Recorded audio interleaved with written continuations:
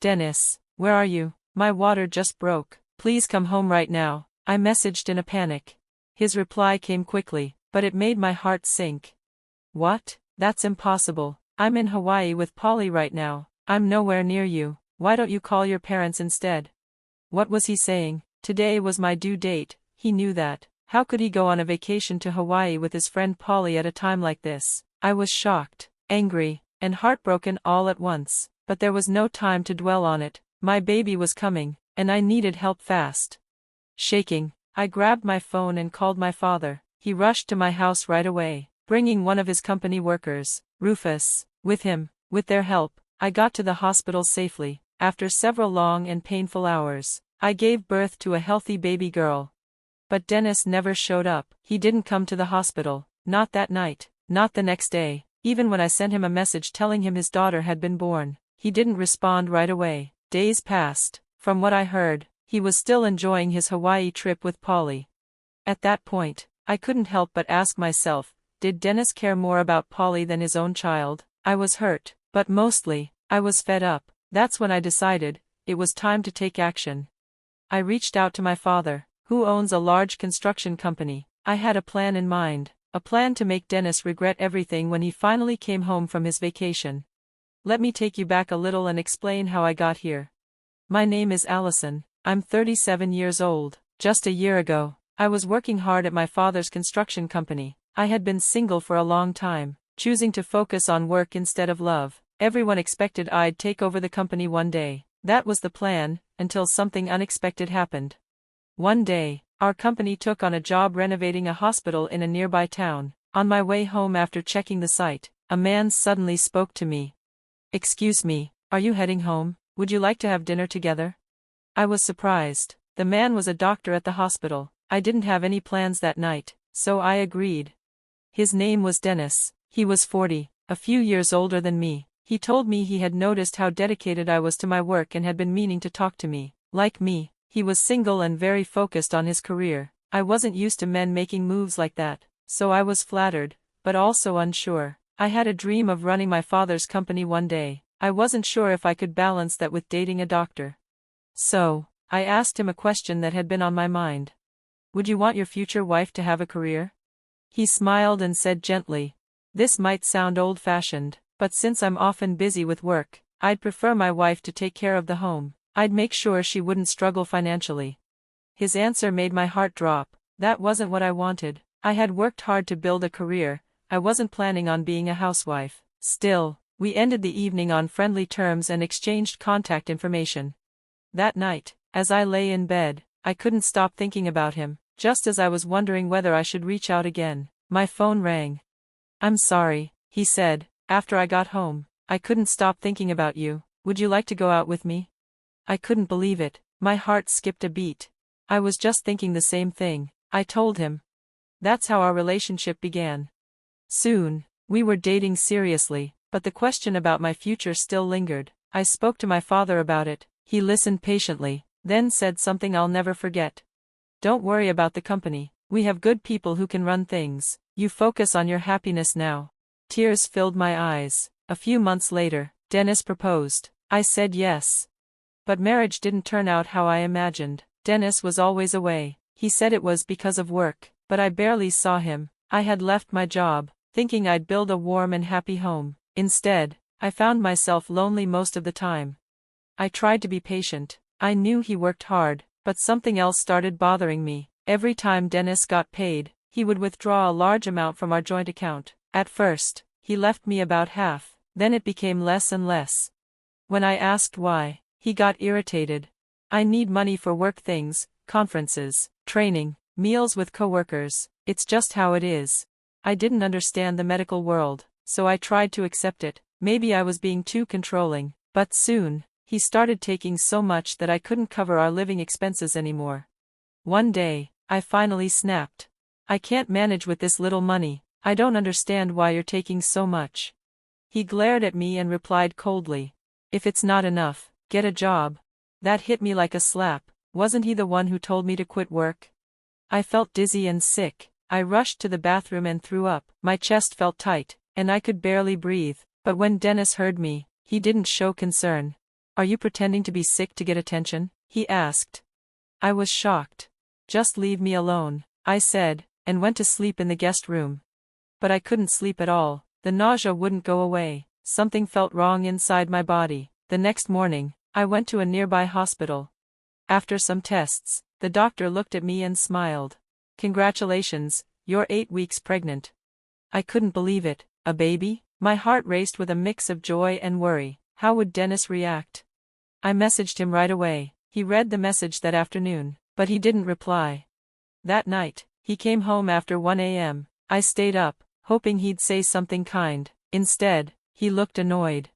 Oh, you're still up? Never mind. But, are you sure the baby isn't from an affair?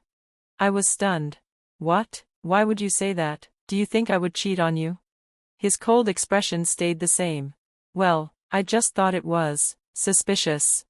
At that moment, I realized something was very wrong. If Dennis didn't even trust me, if he could go on vacation on our baby's due date, and still accuse me of cheating, then maybe he never really cared at all. And that's when I decided to take back control of my life. I had made up my mind, I would do everything I could to make my daughter happy. But even with that resolve, I found myself sinking deeper into depression. The reason was simple, I still hadn't heard from Dennis. He knew I was in the hospital, I had even sent him my room number, but there was no reply. Each time I thought about Dennis ignoring me, even after the birth of his daughter, the sadness hit harder.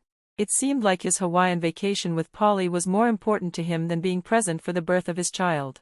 Did he truly care more about Paulie than his own daughter? I knew I shouldn't let these thoughts consume me. It wasn't good for my baby, but the anger kept building. I couldn't stop replaying the last words Dennis said to me over the phone. Because I had loved him so deeply, the betrayal cut sharper, and my blood boiled. Eventually, I'd had enough. Fueled by fury, I began to plot my revenge. I was lost in those thoughts when a voice startled me from behind. Allison, what a terrifying expression you're making. Snapping back to reality, I turned and saw my father standing there. Dad, how long have you been there? I just walked in. I was about to call your name, but you looked so angry I hesitated. Is this about Dennis? I nodded silently. Had I really been making such a frightening face? I glanced at the mirror and tried to force a smile. Then it hit me, this was my chance. If my father had come to visit, I could ask for his help, especially for the plan I'd just been forming in my head. Dad, I need your help, and I want everyone at the company to be involved. I explained everything. My father listened carefully, arms crossed in thought. When I finished, he tilted his head and said, Isn't this going a bit far? You haven't even spoken to Dennis properly since the baby was born. But, we're not busy at work right now, so I suppose it's doable. Still, there's no point in talking to him, I cut in firmly. He won't reflect unless we teach him a lesson. Please, Dad. Moved by my determination, he finally agreed. And I could already picture the look on Dennis's face when it all unfolded. A week later, I was discharged from the hospital. My recovery had gone smoothly, and I decided to stay at my parents' house with the baby. While I was still recovering, my father's company had already carried out the plan. Before heading home, I made a quick stop. There, at the site of our old house, I attached a plastic-covered letter to the "No Trespassing" rope. Later that evening, I got the call I had been expecting. Dennis's voice was livid.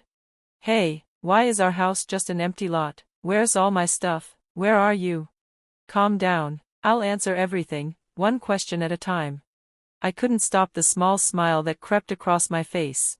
Our house, after all, had always been in my father's name. It was built by his company. And while Dennis was off in Hawaii, we had it demolished. His belongings, I had them sent to his parents' house.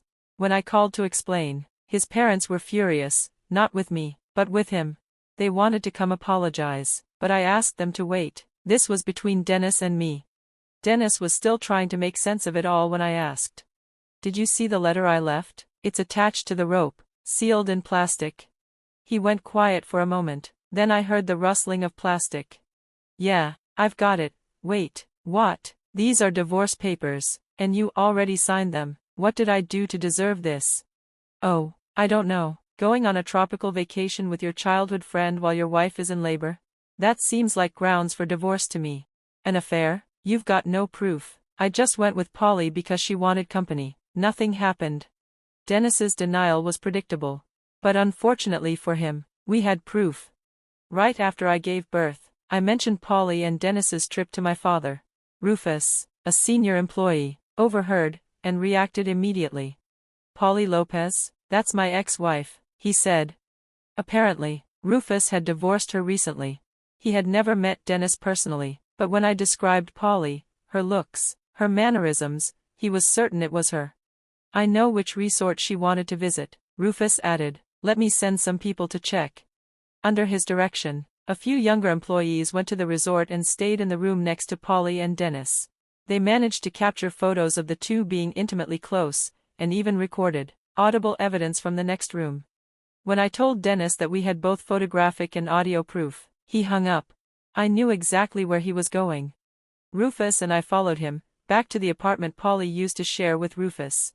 When they divorced, she had refused to move out, so he was the one who left. Sure enough, Dennis's car was parked outside. We headed straight to the door. Paulie answered. The moment she saw us, especially Rufus, her eyes widened. "Rufus, what are you doing here? And, is that Dennis's wife? Why are you two together?" "Paulie," Rufus said coolly, "you never even knew where I worked when we were married. This woman is the daughter of our company's president." Paulie looked stunned. "You've got to be kidding me, that kind of connection, what are the odds?" But this wasn't about coincidences anymore. I stepped forward and called out. "Dennis, you should really sign those divorce papers. If it's too much trouble to file them yourself, I'll take care of it." From the back, Dennis appeared, holding the papers. "You mean these?" "Yes, those." Just as I was about to close this chapter, Rufus stepped in. "Wait, he had an affair. You've got evidence. Before you file for divorce, make him sign a compensation agreement." Dennis scoffed. "Compensation? Fine. With my salary, it's no big deal." But Rufus just smiled. He clearly had something more in mind.